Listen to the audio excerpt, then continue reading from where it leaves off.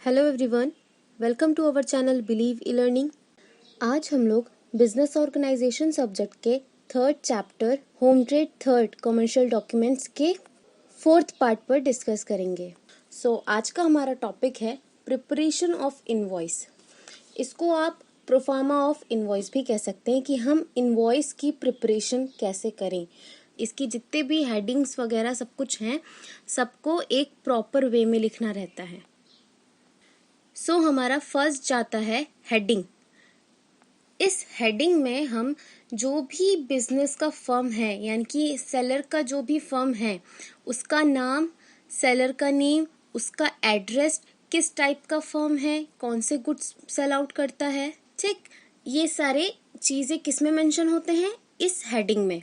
For example हमने ले लिया साहित्य भवन पब्लिशर्स, ये इसका मेन हो गया। इसके नीचे हम लिखेंगे पब्लिशर्स एंड बुक सेलर्स।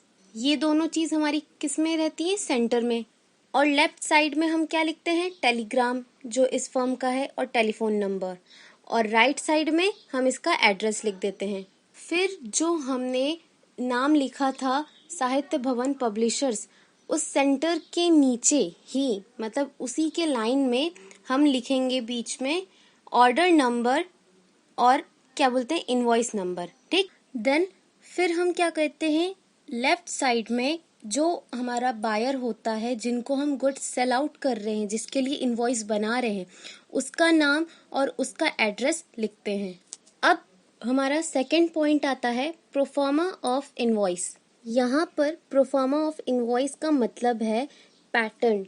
जो हम इनवॉइस बनाएंगे तो उसका पैटर्न क्या होगा। यहाँ पे हमारे 5 कॉलम्स चलते हैं, जिसमें हमारा फर्स्ट कॉलम होता है क्वांटिटी, कि हमारे जो गुड्स हैं उसकी क्वांटिटी कितनी है।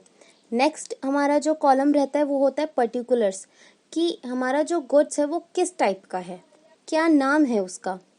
फिर हमारा नेक्स्ट जो कॉलम पड़ता है वो होता है रेट, उस गुड्स के क्या रेट है पर पीस। फिर हमारे जो नेक्स्ट के जो 2 कॉलम होते हैं वो होते हैं हमारे अमाउंट, जिसमें फर्स्ट इंटरनल होता है, जिसमें हम सभी अमाउंट्स की टोटलिंग करते हैं। उसमें से जो फ्रेट एक्सपेंसेस या कोई भी कार्टेज या लोडिंग, फ्रेट, इंश्योरेंस, ये सब जो भी सेलर लेता है उसको ऐड करता है, ठीक। गुड्स की टोटलिंग ऐड करके वो नेक्स्ट अमाउंट वाले कॉलम में लिखता है, और जो भी एक्सपेंसेस उसने किए होते हैं उसकी टोटलिंग करके वो नेक्स्ट वाले कॉलम में लिखता है। देन उसके बाद में जो हमारी गुड्स की टोटलिंग थी और जो एक्सपेंसेस की टोटलिंग थी, इन दोनों को ऐड करके जो एग्जैक्ट नेट टोटल आता है, वो क्या डिफाइन करता है कि ये नेट अमाउंट है जो बायर को पे करना है। और अगर इसी में हमारे बायर ने कोई एडवांस पेमेंट की है तो वो इसमें से डिडक्ट कर दिया जाएगा। और लास्ट वाली लाइन में पर्टिकुलर्स वाले कॉलम में हम उस अमाउंट को, जो टोटल अमाउंट निकला है, उसको हम वर्ड्स में लिखते हैं। फिर ये कैलकुलेशन का पार्ट हमारा खत्म हुआ। फिर नेक्स्ट आया, इसके बाद हम इसी के नीचे हम क्या लिखते हैं, E&OE, जिसमें अगर हमसे कोई गलती हो जाती है या कुछ मिस्टेक हो जाती है तो वो शो कर देते हैं। या फिर हम जो भी गुड्स सेंड कर रहे हैं पैसेंजर ट्रेन से या रेलवे रिसिप्ट हम सेंड कर रहे हैं, उसका कुछ हमें इंफॉर्मेशन देना है, तो वो सारी इंफॉर्मेशन हम किस में शो कर देते हैं, E&OE के पार्ट में।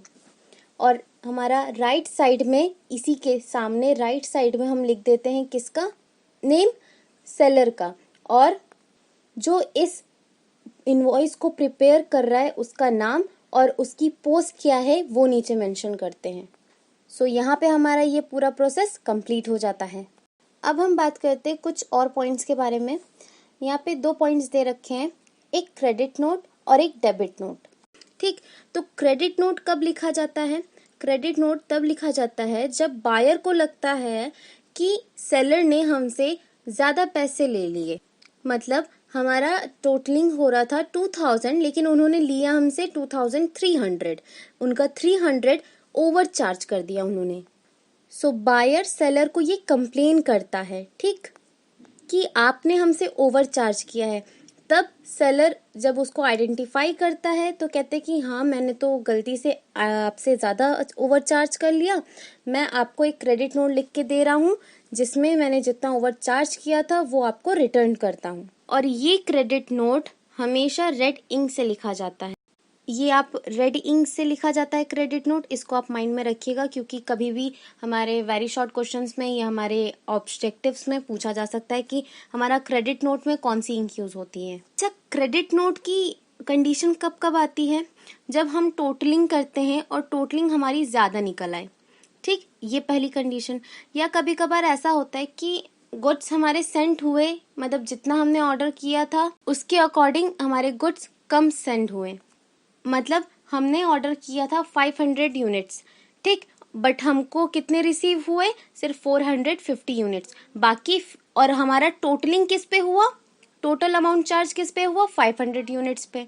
तो हमने 50 यूनिट्स एक्स्ट्रा चार्ज किए जो कि तो हमको रिसीव ही नहीं हुए, तब भी हमारा क्रेडिट नोट बनता है। या कभी कभार ऐसा होता है कि ट्रांसफर करते वक्त गुड्स को कुछ गुड्स डैमेज हो जाते हैं, तब भी हम क्रेडिट नोट अप्लाई करते हैं। सो ये कुछ कंडीशंस होती हैं, ठीक। अब बात करते हैं डेबिट नोट क्या होता है। ये क्रेडिट नोट का अपोजिट होता है। जहां बायर को लगता है कि उसने ओवरचार्ज किया क्रेडिट नोट में, वहीं अब डेबिट नोट में सेलर को लगता है कि बायर ने उनको अंडर चार्ज किया, मतलब उनको कम पेमेंट किया, जितना अमाउंट पे करना था उसके अकॉर्डिंग उन्होंने कम चार्जेस पे किए। सो इसीलिए ये भी नोट कौन सेंड करता है? सेलर। ये नोट सेलर बायर को सेंड करता है और कहता है आपने हमको इतना अमाउंट पे करना था बट आपने हमको इतना अमाउंट पे किया, इतने अमाउंट का डिफरेंस आ रहा है, सो जितनी जल्दी हो सके आप इस अमाउंट का पेमेंट कर दें। अच्छा, ये जो नोट होता है इसको आप किसी भी पेन से लिख सकते हो, ब्लू या ब्लैक। ये रेड पेन से नहीं लिखा जाता है, इसको आप जिस मन पेन से लिखना चाहो लिख सकते हो। इसके कुछ कंडीशंस होते हैं कि कभी कभार ऐसा होता है कि इनवॉइस बनाते वक्त कुछ एक्सपेंसेस उसमें मेंशन करना रह जाते हैं, तो हम ये डेबिट नोट अप्लाई करते हैं।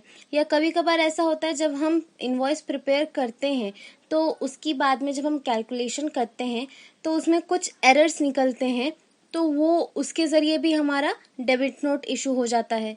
सो ये कुछ कंडीशंस पड़ती हैं जो सेलर पर, जिसकी वजह से सेलर को डेबिट नोट लिखना पड़ता है। ये आपके शॉर्ट क्वेश्चंस में पूछे जा सकते हैं, debit note and credit note, या इंडिविजुअली हमारे वेरी शॉर्ट्स में भी पूछे जा सकते हैं क्वेश्चंस। आई होप आप लोग को इतना अच्छे से समझ में आया हो। अगर अभी भी आपको कोई डाउट्स लग रहे हैं तो आप कमेंट बॉक्स में मेंशन करें। बाकी हम अपने नेक्स्ट लेक्चर में statements of account with their numericals पर बात करेंगे। Thank you, have a good day.